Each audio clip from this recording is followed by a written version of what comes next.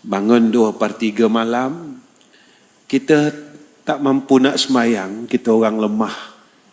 Kalau kita tak mampu nak sujud, kita baca tahlil 10 kali, baca istighfar 10 kali.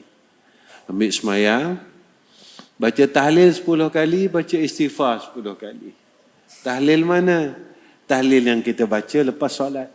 La ilaha illallah wahdahu la syarika lah, lahul mulku wa lahul hamdu yuhyi wa yumit wa huwa ala kulli syai'in qadir. Habis 10 kali, kita baca istighfar. Astaghfirullahal azim alladzi la ilaha illa huwal hayyul qayyum wa atubu ilaih 10 kali. Lepas tu angkat tangan. Ya Allah, boleh tak jadikan aku orang baik? Ya Allah, boleh tak jadikan aku orang yang tinggalkan kejahatan? Tolong aku ya Allah. Umur aku dah tua dah. Mata aku dah kabur. Telinga aku dah tak apa dengar. Kaki aku dah lemah untuk berdiri ya Allah. Tapi aku tak boleh tinggal benda jahat. Mulut aku tak boleh berhenti cakap benda jahat.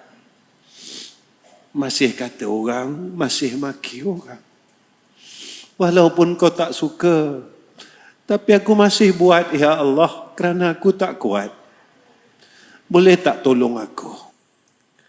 Telinga aku ni ya Allah masih jahat. Suka dengar benda tak baik. Tapi aku tak boleh dengar Quran hari-hari. Aku tak boleh dengar orang cakap benda baik. Telinga aku ni seolah-olah panas, tak nak terima ya Allah. Ya Allah, boleh tak jadikan tangan aku ni tangan yang baik?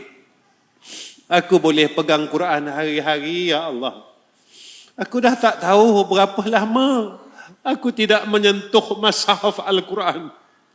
Aku dah lupa ya Allah. Bila kali terakhir aku memegang kitab-Mu?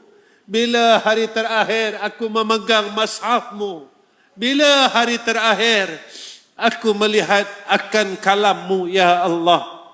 Boleh tak kau jadikan tangan aku ini tangan yang baik? Jangan jadi tangan seperti mana dulu lagi ya Allah. Ya Allah, bolehkah kau jadikan kaki aku kaki yang baik? Kaki yang ringan nak pergi masjid. Kaki yang ringan nak pergi majlis ilmu. Kerana Nabi janjikan pada kami, ya Allah, Nabi tak pernah cakap bohong. Nabi kata orang yang berada di dalam majlis ilmu, maka Allah engkau akan berikan kepada kami, ya Allah, sakinah. Ya Allah, hidup aku ni gelisah, ya Allah. Tak tenang sampai hari ini. Tak tenang dengan rezeki, tak tenang dengan keluarga, tak tenang dengan orang sekeliling. Tolong ringankan kaki aku agar aku dapat hati yang tenang. Dengan aku selalu pergi kepada majlis ilmu.